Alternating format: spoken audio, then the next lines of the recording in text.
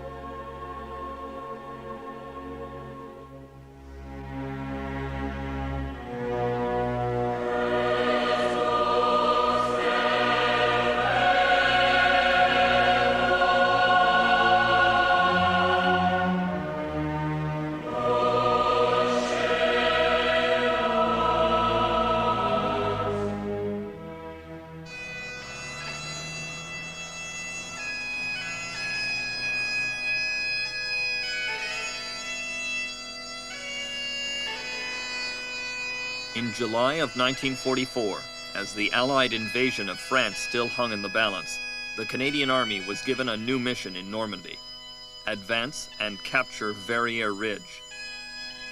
Hidden on the ridge, lying in wait for Canada's volunteer divisions, was the cream of the German Army. One of Canada's most renowned regiments, Montreal's Black Watch, would spearhead the attack. At a Canadian Army base, today's Black Watch soldiers relived their regiment's darkest hours in the Second World War.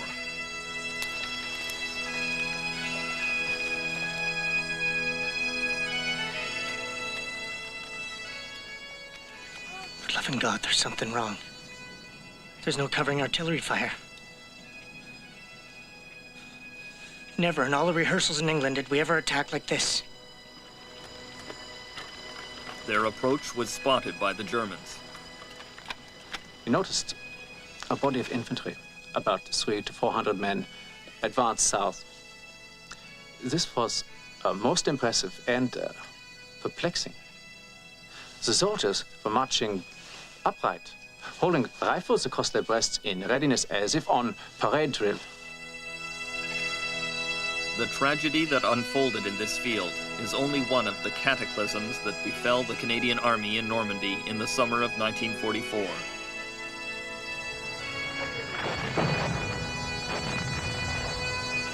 The true story of those battles has never really been told.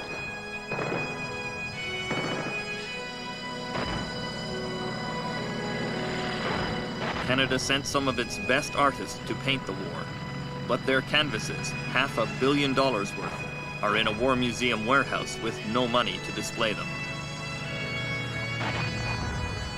In a sense, the artists were the only ones allowed to record the truth.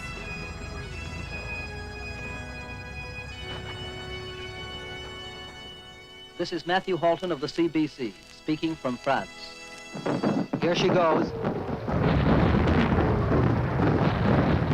The country's best reporters were at the front right behind the generals, but they were sworn into the army and their dispatches censored. After the war, some admitted they were cheerleaders for a cause, not journalists at all.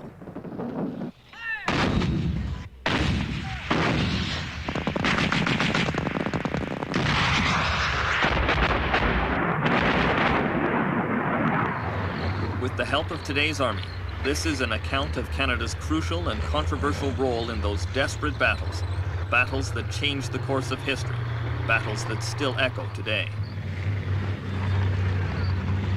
In Normandy, Radley Walters was among the best, a shrewd and unflappable young tank officer who became a legend for the way he outfoxed superior German panzers. For him, the Battle of Normandy was a struggle against German tank regiments that had far better equipment, superior training, and more experience. He wants to pass on the lessons of Normandy to today's army, while he still has the chance.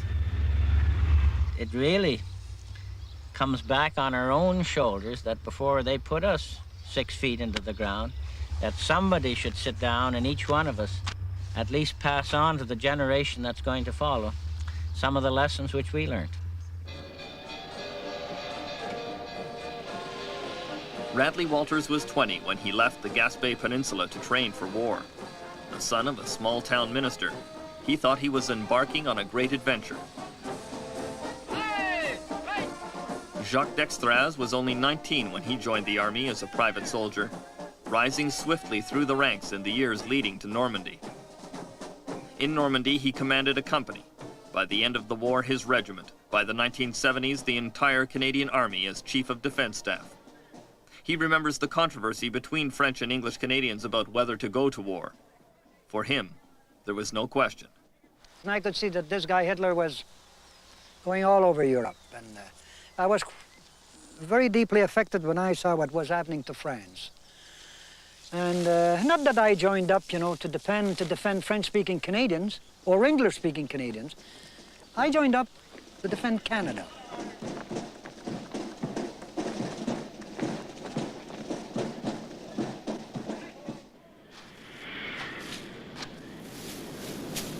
For many Canadians, patriotism and adventure were not on their minds when they decided to join the army. It was the Depression. There was no work, little food, and the army represented a steady paycheck. Joseph Le Boutelier joined New Brunswick's North Shore Regiment. I figured the army would feed and clothe me. They paid $25 a month. I was making maybe $5 before that. It was the only choice. It had nothing to do with patriotism. The Canadian Army had been a fearsome force in the First World War, but in the following decades it had been allowed to run down. It had dwindled to 5,000 men. The Army had been assigned mostly to local police actions, aid to the civil power. General Guy Simonds became a key commander of Canadians in Europe. He earned his spurs in civil actions before the war. His troops were used as strikebreakers in Nova Scotia. The strikers greeted our cavalry patrols with jeers and stones. Well, I was playing on the regimental soccer team and got the idea of challenging them to a series of matches. It was great fun. Soon they stopped stoning our patrols, and when the strike ended, the miners and their families lined the streets of Sydney and cheered us on our way.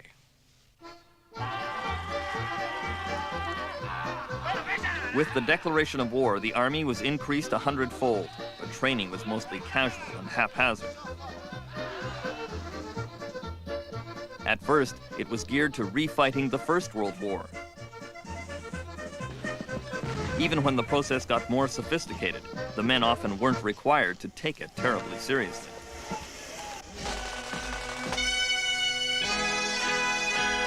When the Canadians arrived in England, their fine reputation from the First World War had preceded them. They still looked smart on the parade square. Time magazine described them as a dagger pointed at the heart of Berlin. To experienced military men, though, it was quickly apparent that the Canadian Army was badly trained and poorly led. The plain-speaking Allied commander, Bernard Montgomery, had little use for most Canadian generals, sometimes describing them as full of gallantry without brains or common sense. Montgomery called Canada's senior commander, Andrew MacNaughton, a brilliant military scientist, but inept as a general. After much controversy, MacNaughton removed himself from command. Arriving to replace him was another general with suspect battlefield credentials. Harry Crerar was a savvy military politician, a survivor. He was promoted despite helping organize both Hong Kong and Dieppe, two of Canada's worst military disasters. Montgomery said, "Harry thinks himself a great soldier. He took command at noon, made his first mistake at 12:05, the second after lunch." The only Canadian general Montgomery had any time for was Guy Simonds. Monty had watched Simonds lead a Canadian division fighting in Italy and thought he showed promise. Simonds became a Monty protege. Guy Simonds was born in Britain to an upper-class family, one factor that contributed to his popularity with the British. Simmons was less popular with Canadians. His superior tried to have him fired, and his men often found him arrogant and overbearing. Brigadier Harry Foster served under Simmons. Simmons sets high standards. It's impossible to satisfy. I tried to talk to him after he ran roughshod over 2 of my senior officers. He said, somebody had to talk to them, Harry. I did, because you didn't. Unfortunately, he doesn't have time for poor old Harry Crerar either. As the date approached for the greatest military confrontation in history, the infighting of the Canadian generals, added to the lack of proper training for Canadian troops, did not augur well.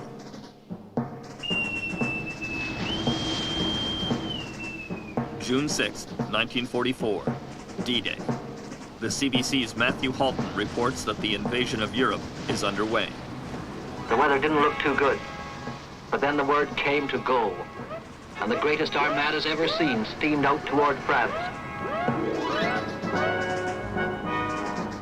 After 4 years in England, the Canadians were anxious to get going. I can feel the tension coiled inside everyone, like an electrical charge waiting to explode.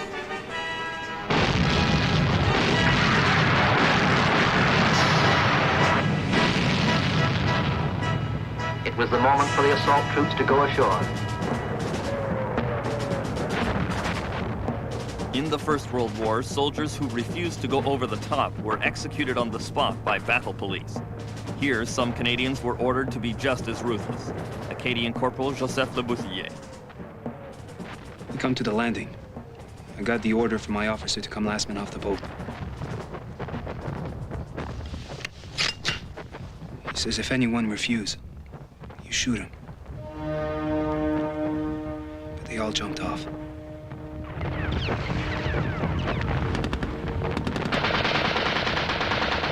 Thousands of American, British, and Canadian soldiers hit the beaches and began the deadliest run of their lives. According to the war correspondence version, Canadian soldiers sneered at the German resistance. I've come back to tell you how those superb British and Canadian assault troops went almost contemptuously through minefields and curtains of machine gun fire to clear the beaches, rush the pillboxes, and kill the Germans with the bayonet. Both journalists and generals created the myth that resistance to the landings was easily overcome. In fact, the casualties were heavy. There were 9,000 Allied casualties on D-Day. Almost 1,100 were Canadian. Instead of coming in and swimming ashore, by the time Radley Walters landed with his tanks in the second wave, the German resistance had been silenced by the infantry. when you looked at that tremendous wall there and how in the hell those poor infantrymen got over it, and this gun out here was knocked out by that combination of cooperation between the tanks and the infantry. But the approach to this gun was strewn with the bodies of Ontario's Queen's Own rifles. Half the regiment lay wounded or dead. The Queen's Own, there were a number of lads, of course, with blankets covering them. Then they had brought the bodies together in various spots along here. And then along the sitting down on their haunches were, it must have been 3 or 4 groups of German prisoners. And those were the first Germans that I had seen at that time as we hit the beach. When Radley Walters and the Canadians finally headed inland, the opposition was light. Their job was to get down this road and help the British capture the important city of Caen and the path to Paris.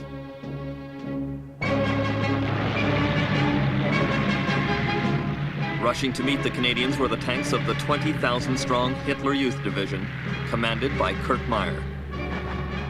Meyer would become the nemesis of the Canadian Army in Normandy.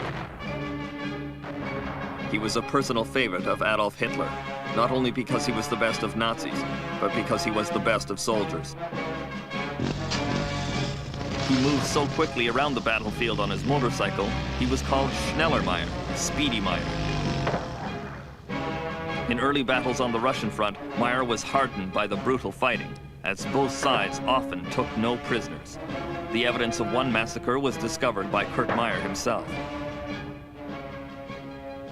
Even the birds were silent. Before us lay the naked bodies of over 100 German soldiers. Their hands tied with wire, horribly slaughtered. The officers were mutilated and in pieces.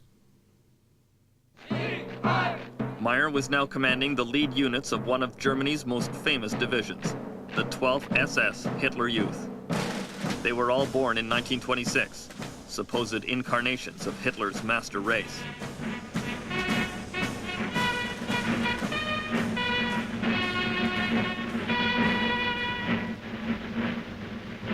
When they started training in 1943, they were all only 16 or 17. Their commander was proud of them. They are so young. I tell them no smoking, no drinking, and no brothels. Platoon leaders are like older brothers. Training is realistic, war conditions, live ammunition. The casualties that result have to be accepted. For the motto, I gave them, I am nothing. We are everything. In all my years of fighting, I never had a troop as good as this one.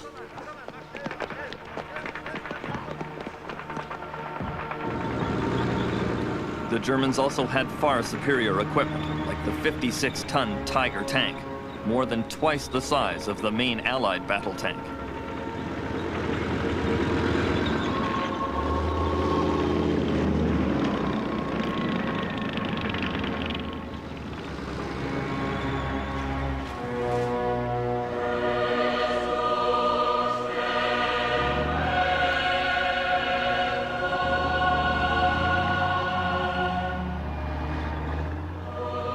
The German panzers were headed for this position, a medieval monastery called the Abbey Ardennes.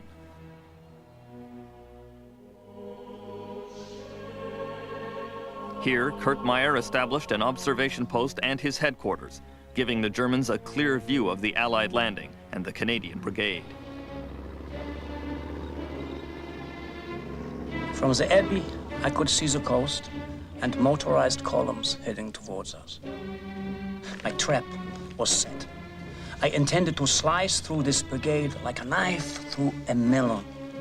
My objective, the beaches. After our 3 years in Russia, these Canadians were to us kleine Fische, little fish. I give the order to open fire.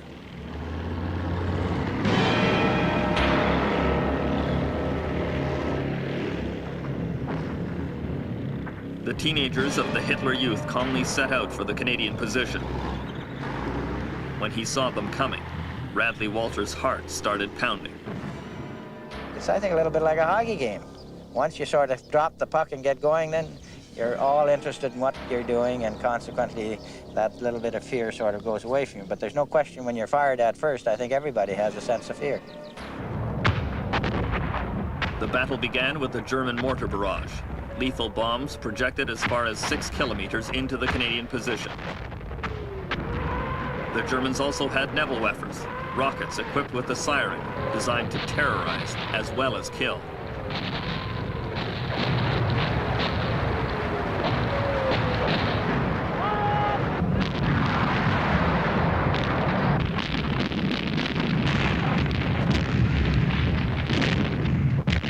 The fog of war soon enveloped the battlefield.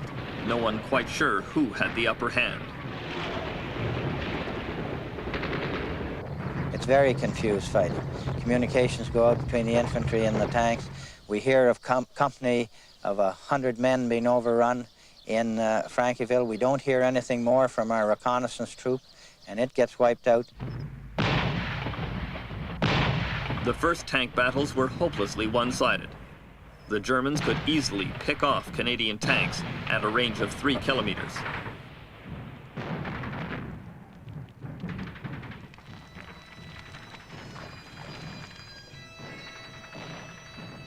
The Allies' main battle tank, the Sherman, equipped with thin armor and a weak gun, was just no match for the German panzers.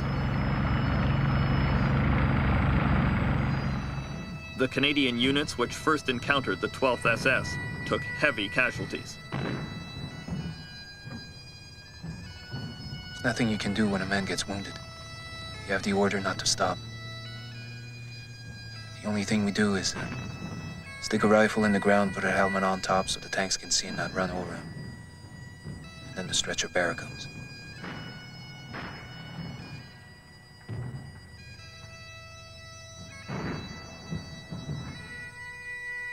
There was very little information of whether anybody had survived or how many had survived. And I don't think, you went around wringing your hands and you were terribly sad about all of this, as I can remember just preparing to make sure that, by God, they weren't going to go any further back. And I remember Charlie Petch, who was commanding the North Novas, and Mel Gordon, who was commanding us, said, "Okay, gang, we're going to hold here." And I think that sort of inspired us all, and it got us all together, and we said, by God, we are going to hold. Nobody's going to pass through here. And they didn't. In defense, the Canadian infantry proved as stubbornly ferocious as the Germans, especially once they were able to bring their artillery to bear.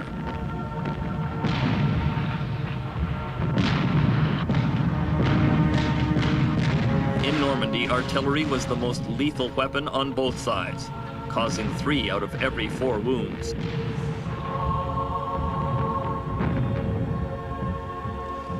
My cousin Hassan Cormier got hit. A shell cut his leg off. He dragged himself about half a mile, but he bled to death. There was nobody around.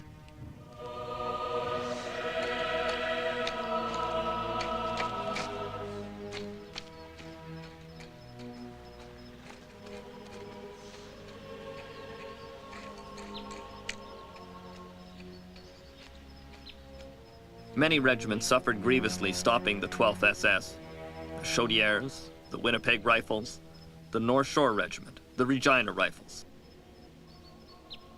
Boys like Gordon Branton from Lethbridge, Alberta, who lies in this cemetery beside his brother, Ronald. Their markers both read, "We left with a jest our home in the West. Now here with the best, we lie at rest."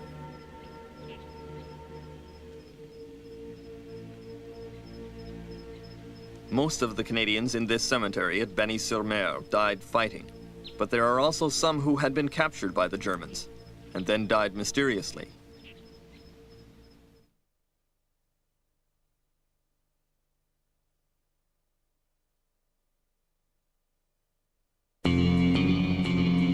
There is a new luxury car with a coded security system so advanced that the chances of beating it are 69 billion to 1.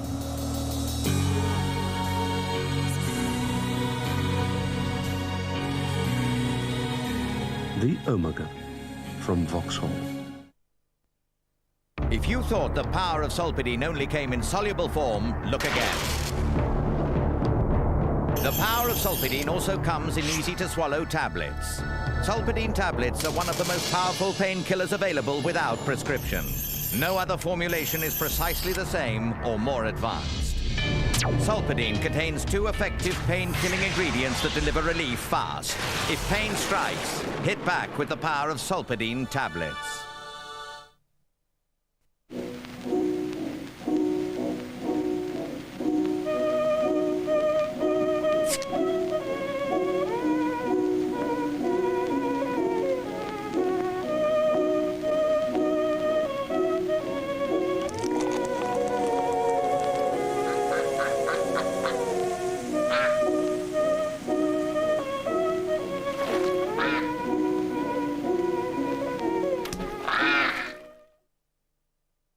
Planning next year's summer holiday? Well, don't buy a ticket for your child.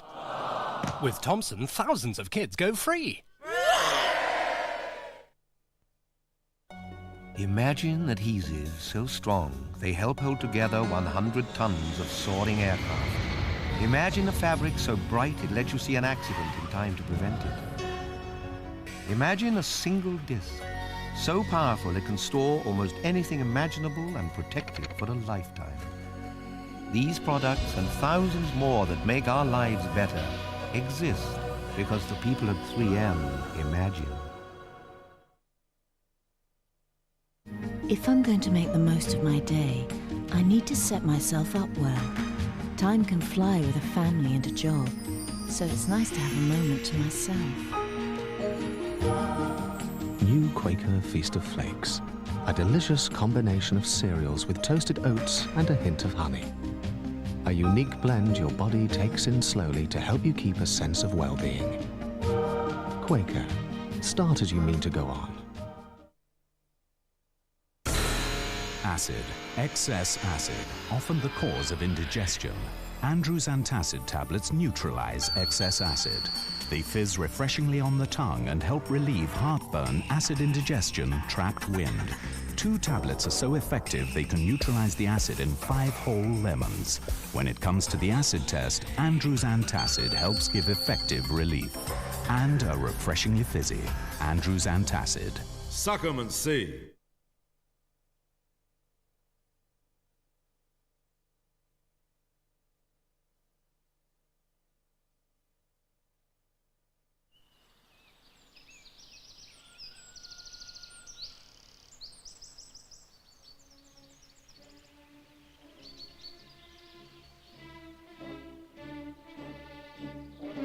After their battle around the Abbey Ardennes, the Canadians and Germans were at a stalemate.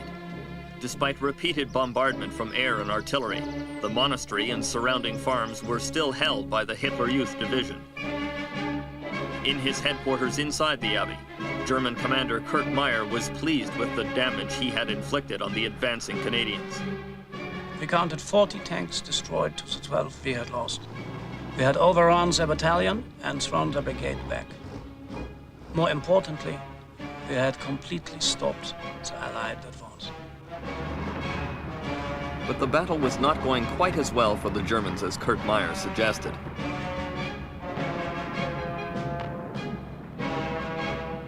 The 16 and 17-year-old members of the Hitler Youth Division had been taught to fight to the death.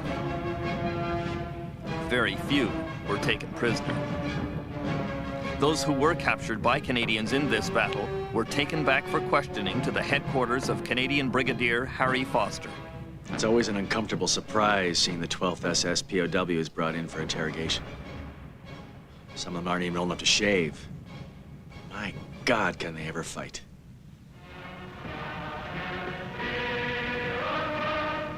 On the other side of the battlefield, the exhausted but still cocky members of the 12th SS had also captured some Canadian prisoners to take back to their headquarters. The Canadians were brought here to the Abbey Ardennes. The story of what happened to prisoners of war on both sides in this battle is one of the darkest chapters in the Second World War.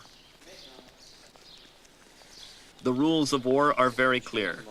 Canadian Jacques Dextraz was constantly on guard against what his own men might do. I used to tell my men, your job is to kill the enemy. That's your principal job.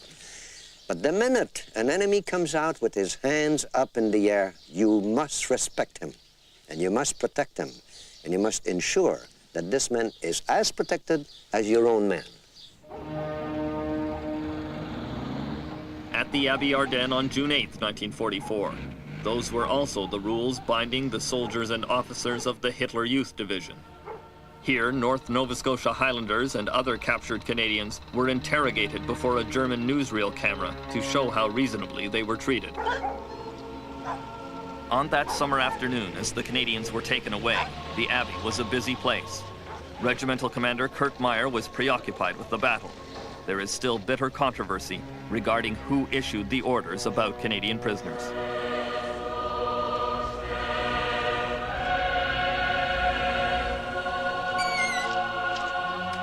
In the early evening on June 8th, 18 Canadians were taken through this door, one at a time. Through the courtyard, German escorts marched the Canadians, telling them they were being taken for further questioning.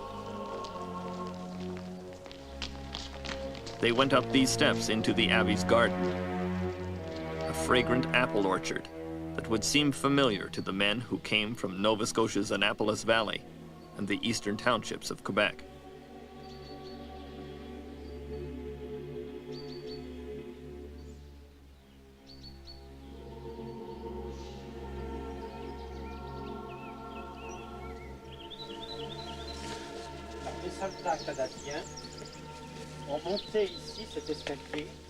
The abbey garden is still owned by the Vico family. Jacques Vico knows what happened to each Canadian soldier brought here on the 8th of June, 1944, and is able to relive that day in detail for the visiting Canadians. His story begins with an account of the interrogation of a young officer from Radley Walter's tank regiment, Lieutenant Windsor. Le lieutenant Windsor, il appartenait à votre régiment, les Sherbrooke Fusiliers. Yes. Et il y a un jeune capitaine allemand qui parle anglais couramment. A young German captain who spoke fluent English asked Windsor to reveal Canadian battle plans, but Windsor would only give his name, rank, and serial number. Mon grade, mon numéro matricule, c'est tout. Lieutenant Windsor was then punched right in the face. Other Canadians were brought here, and they were allowed to shake hands one last time. Ils se sont serrés la main dans un dernier geste d'amitié, et ils ont été abattus les uns après les autres. Then they were shot one after the other. Doucette, c'est un Indien. Next was Doucette, a Canadian Indian who was treated in a racist way by the Germans, and then shot for no apparent reason. On ne sait pas pourquoi. Le caporal Pollard, c'est un garçon qui a triché sur son identité. Il s'est vieilli. Then Corporal Pollard, a boy of only 15 who lied about his age to join the army, murdered in this garden at the age of 18. The Vicos say the Germans searched the bodies of the murdered Canadians, looking for cigarettes. The SS officers then washed the blood from their hands, like Pontius Pilate. Laver les mains comme Pilate. Oui.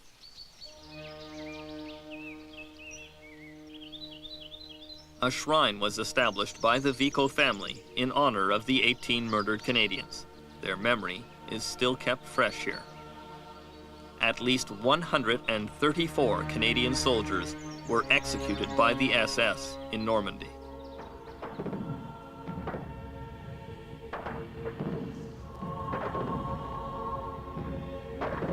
The German side of this story is different. The Germans say they were often retaliating.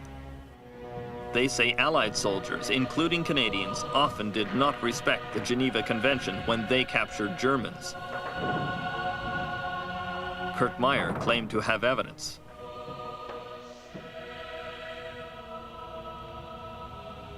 On the 7th of June, I was given a notebook taken from the body of a dead Canadian captain. In addition to handwritten orders, the note stated that no prisoners were to be taken. Some Canadian prisoners were asked to verify these instructions. They confirmed orders that if prisoners impeded the advance, they were not to be taken.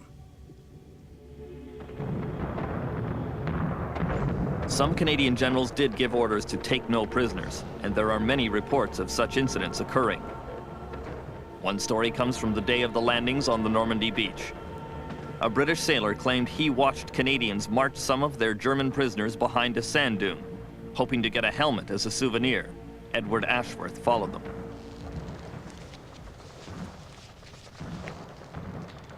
The man's throat was cut. Every one of them had his throat cut. I turned away sick as a parrot. I didn't get my tin hat.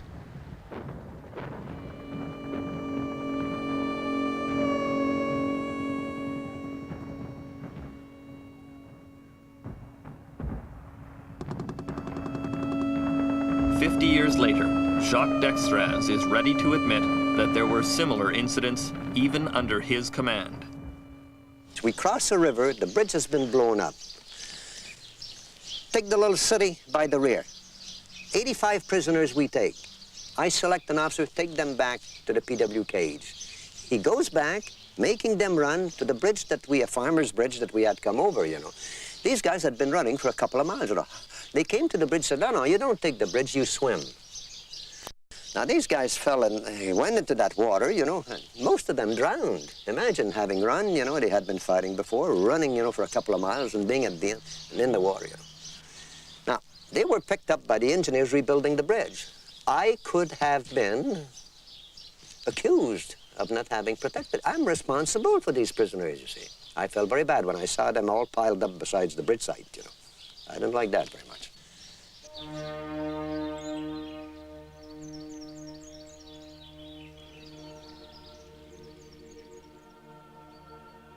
While the German atrocity in this garden and others like it were prosecuted, reports of Allied atrocities against Germans were never pursued. The message seems clear. War crimes committed in a good cause are politically acceptable, perhaps regrettable. But such crimes are prosecuted only on the side that loses the war.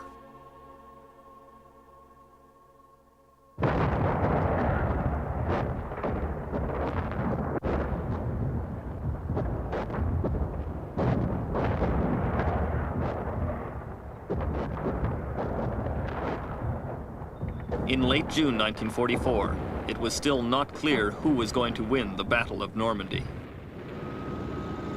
On one flank, a single German armored division held back a huge American army. In front of the Canadians and British at Caen were no less than 6 German armored divisions. The Allied military was under enormous pressure from the press and the politicians for results.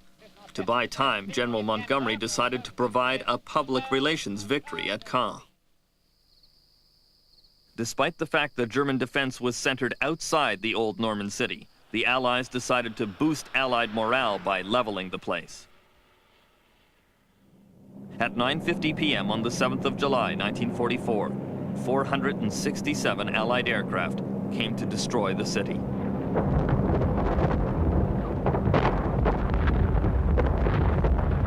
Pre-invasion bombing had already killed 12,000 civilians in France. Hundreds more were now buried in the ruins of Caen. The CBC's Matthew Halton witnessed the attack. It all spells death and destruction, but it's a superb and thrilling thing to see. But even after that, after the heaviest bombing of the war, some of the enemy still came up fighting. Many of them were killed or wounded. The truth is that a search of the rubble failed to turn up a single German casualty or any German equipment. 1,000 years in the making, the medieval city was destroyed in 40 minutes. Some Canadian soldiers, like Donald Pierce of the North Nova Scotia Regiment, were horrified. It's as though the place has been lifted bodily a mile high in the air, turned over at that point, and allowed to fall back down to earth again. We passed other shell towns and villages, all without signs of life, and wondered, ironically, if this is what they meant by liberating a town. Surely they must mean liquidating. The leveling of Caen did not bring any military advantage to the Canadians. The German defense was still intact outside the city, and the Canadian Army still had to crack it.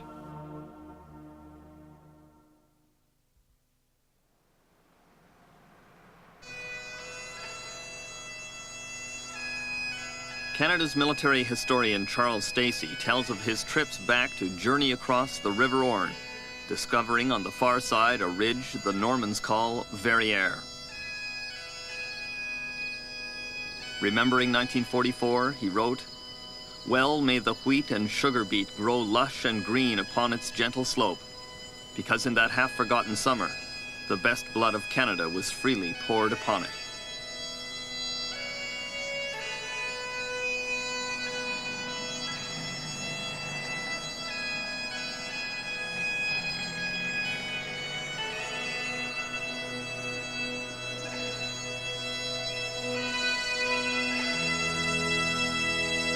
In the shadow of Poplar, a small dirt road runs along the top of the ridge, linking places called Tilly-la-Campagne, Beauvoir, Saint-Martin, and Saint-André.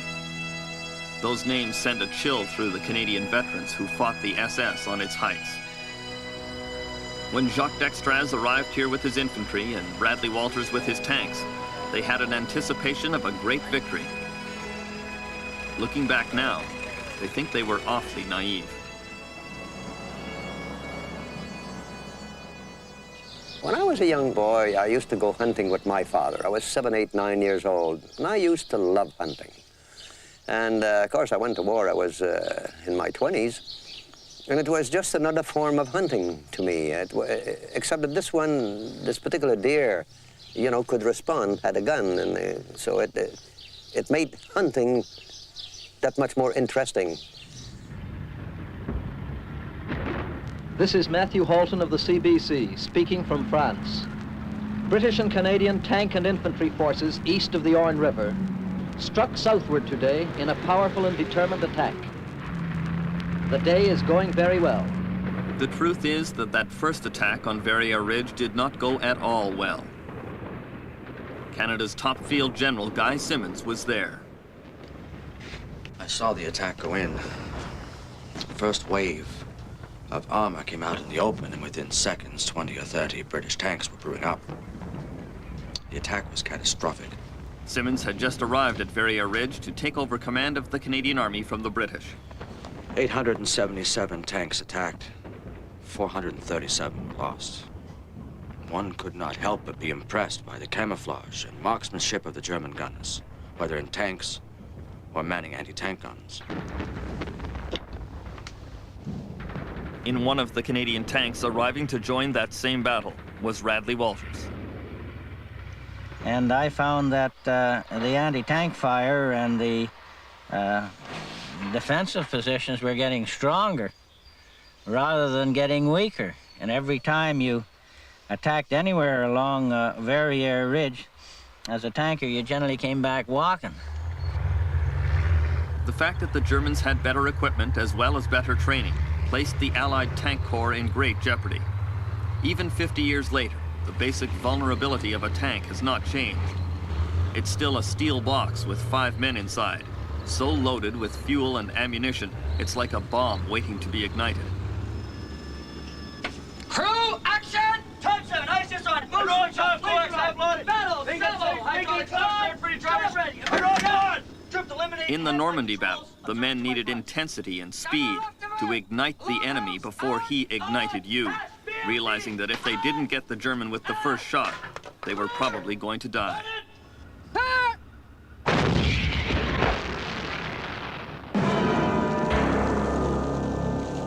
The Germans called the Allied tanks Ronsons because they lit up and burned so quickly. We had some tanks that had gasoline in them and other ones that had diesel. And we used to say that if we got hit in the diesels, we'd have maybe 14 or 15 seconds in which to crawl out through these hatches and get out. If it was a gasoline fire, you had nearly half that time, 7 or 8 seconds in which to get out. I was madly trying to force these hatches open so we could get out, and the tank was burning, and the fire was coming up through me and my hands and my hair, and of course my poor operator and gunner were getting burned too. And they weren't very big, they were small men. But I can tell you, under those particular circumstances, somehow or other, they got their shoulders against my ass, and they shoved me up, and it was my head that opened up the hatches and so on, and we all got out, and I think I ended up with something like 39 stitches in the top of my head. But when that happens, it's amazing. You just get out. There's stories of men who've had their both legs off and so on, and out through the top hatch and running on their stumps with their snatch plug broke, either holding them into the tank from their headsets, right, and them trying to get away from the bloody thing which was on fire.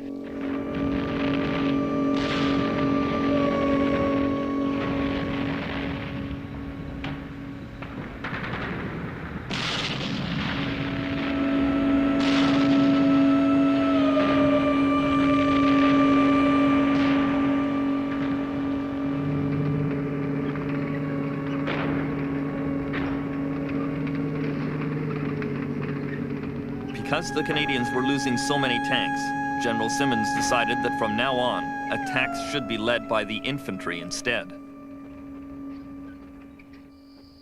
As dangerous as it was to be in a tank on Verrières Ridge, An infantryman was 10 times more likely to die. Jacques Dextraz was ordered to cross this wheat field with his company of 90 men from the Fusiliers Montréal. In the first battle of their lives, the recently arrived Montreal regiment was headed for a position strongly fortified by the Germans, a series of stone buildings across the main road called Beauvoir Farm. Now Dextraz can laugh about just how scared he was. As a matter of fact, I was smoking my pipe, and I pulled a pack of cigarette out of my pocket and I lit the cigarette. So I'm finally smoking a pipe, having a cigarette. I threw my pack of cigarette away, which was half full. We were laying down and running, and the balance of us. And when I threw myself in the wheat, it just looks to me as if there were wasps in the field. I could hear this zzz, zzz, going around. It didn't take long that I realized these weren't wasps, or they were pretty lively wasps. It was the tank that was firing at us, and it was cutting the grain, which was, of course, about that high by that time.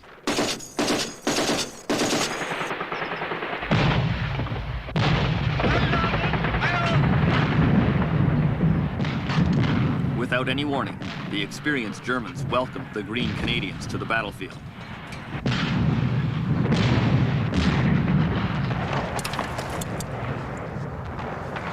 My friend from Caracat, Albert, he got a direct hit in the trench. And all we could find was his arm.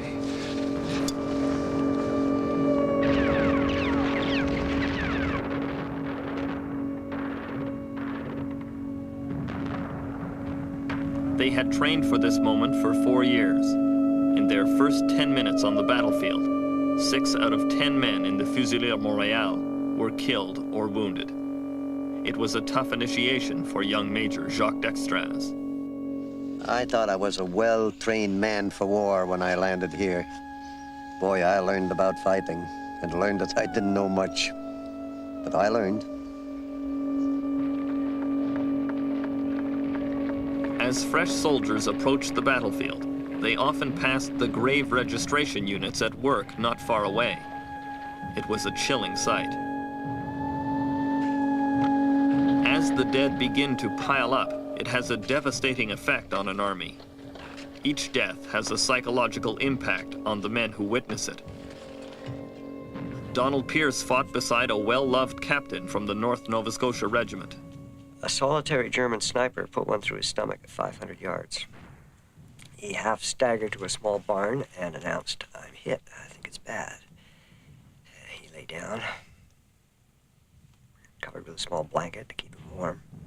He began to thrash and roll around in his deep musical voice, curse and swear, pounding on the barn floor with his open hands, back of his head.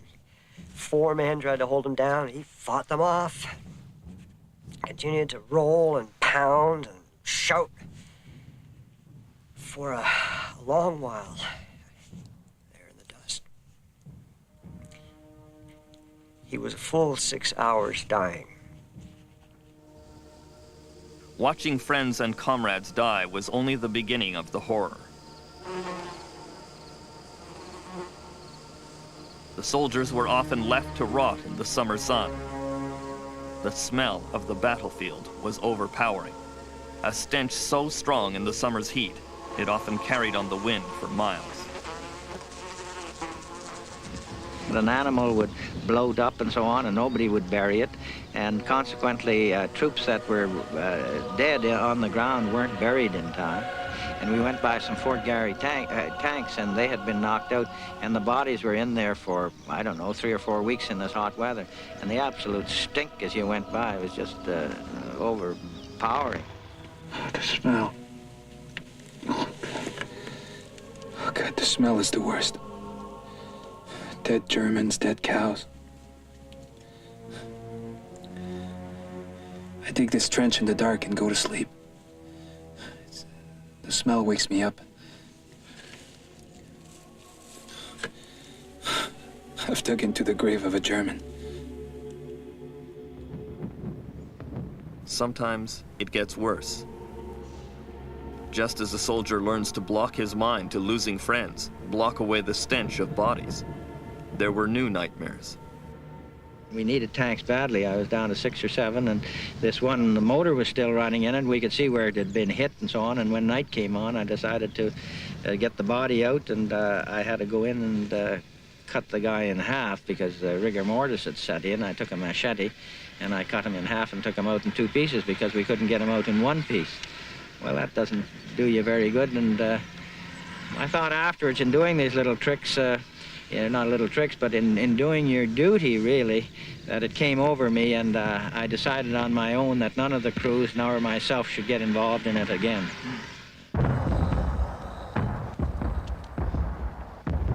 At this point in Normandy, psychiatric collapse was skyrocketing, responsible for almost 1 of every 3 casualties. An 88 shell bounced off our old trench. And within 1 minute, we had 3 guys go wacky. 1 an officer, a corporal, and 1 a private. The officer, God, what a big man, just broke down and cried. Had to get him out of there quick. The private jumped up out of the trench and started running circles in the field. So one of the guys tackled him, held him down, and finally got him back to the aid post.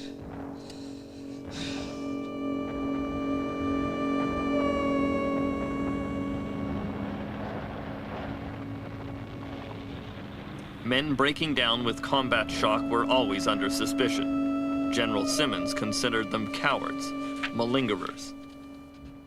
It requires the close attention of commanders to see that malingering is not only discouraged, but made a disgraceful offense. In the Canadian Army, malingering was an offense punishable by 5 years of hard labor in prison. Other armies recognized shell shock for what it was, acute psychiatric collapse. Some guys just stopped taking it.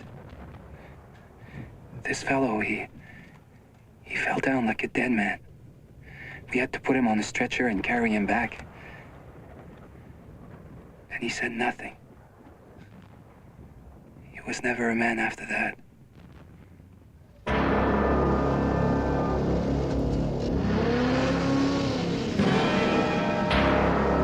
The number of casualties, both physical and psychological, were growing because the battle was getting worse. The battle was only half over, but the worst was still to come.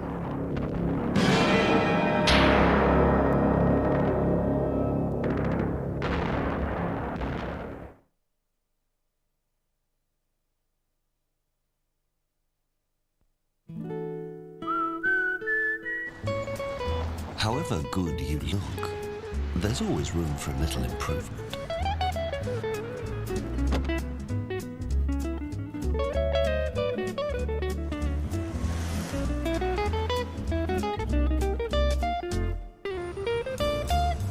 Nicole?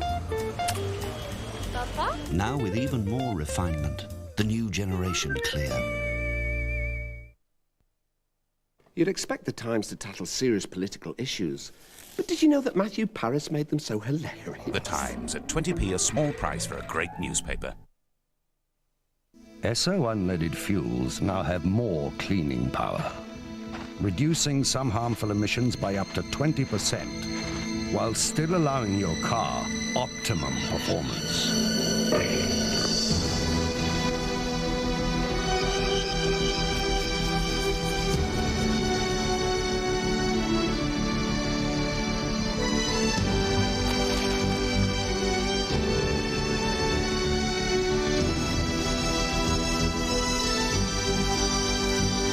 SO Unleaded, a new generation of performance fuels. Oh, won't you stay just a little bit longer? Oh, won't you stay? Now there's a cream that helps you stay in the sun just a little bit longer. Vajag, You can stay here as long as you like, Chuck. Hey, Vera. You fancy a top-up, love? Eh? Ooh, not half. And give us another rub down with that chip fat. Boddington's, the cream of Manchester. If you thought the power of Solpadeine only came in soluble form, look again. Solpadeine also comes in easy-to-swallow tablets to hit pain where it hurts.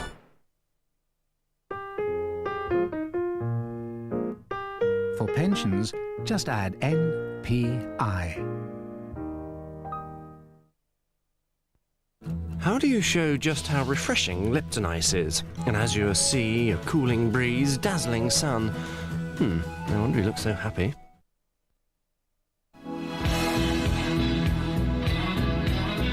Every year, nearly 4 million people use Sensodyne to help overcome the problem of sensitive teeth, because sensitive teeth hurt right to the center of the tooth. Advanced formula Sensodyne F or new Freshman Sensodyne Gel, used every day, quickly and effectively calm the nerves that cause pain. Now there's a Sensodyne to suit all tastes. Sensodyne, Britain's most popular toothpaste for sensitive teeth.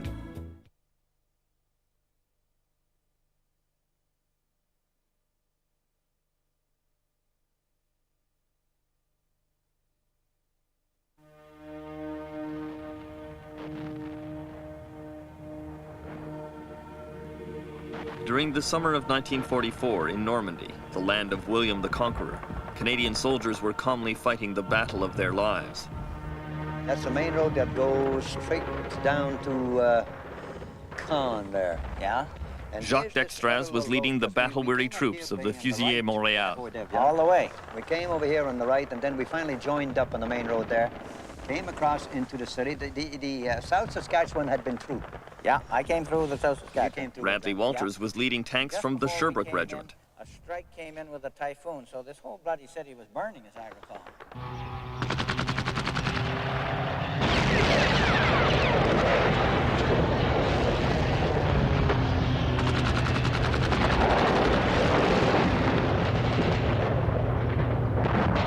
The German Army of the West was fighting a brilliant and savage battle against the combined Allied force of 1 million Americans, British, and Canadians. In late July 1944, the issue was still in doubt. The soldiers who fought were only dimly aware of the grand strategy. The scenes that stay with them are small and vivid. We came into that square. The Germans were firing at us from the old girls' school at the other end. Right. We were at these houses ourselves. The Germans were in this particular building there, pouring fire at us, and we at them. When all of a sudden, fire stops coming from them, and we stopped our own fire, and I looked up to see the reasons why. There was a kid that had come out of the school there, right onto the square. About 5 years old, 4 or 5 years old. Its little finger in the mouth and just looking left and looking right. And all of a sudden, a woman comes out. I suppose the mother grabbed the child, put it to her chest, looked to the left, looked to the right, and ran back into the church. Really, it was quite something. And then, Second World War resumed, boy, the Germans on one side and us on the other, trying to kill each other.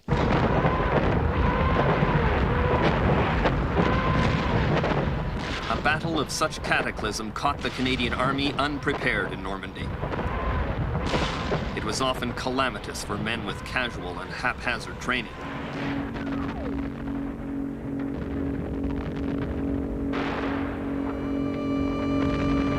The Allies were suffering far more dead and wounded than they had anticipated.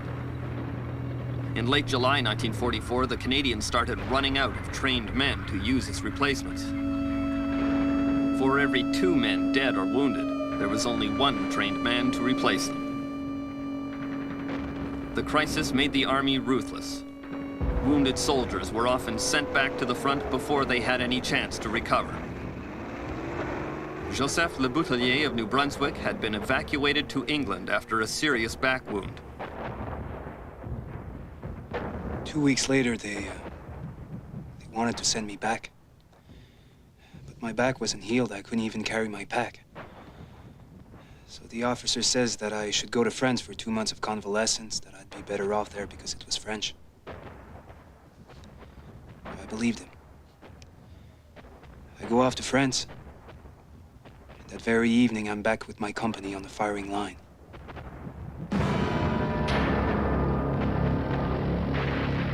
For the rest of the war, sending wounded men back into battle was not enough. There still weren't enough trained replacements. The crisis had an immediate impact at the front for the commanders leading the fight. Brigadier Harry Foster. Most of the men we're getting are soft. They've been trained to cook, bake, drive, type and shuffle papers. Everything but kill Germans. The problem's with the bloody politicians in Ottawa, who don't realize that in war, men are wounded and die and have to be replaced. The shortage of good reinforcements was blamed on a conscription crisis back home. In fact, the shortage was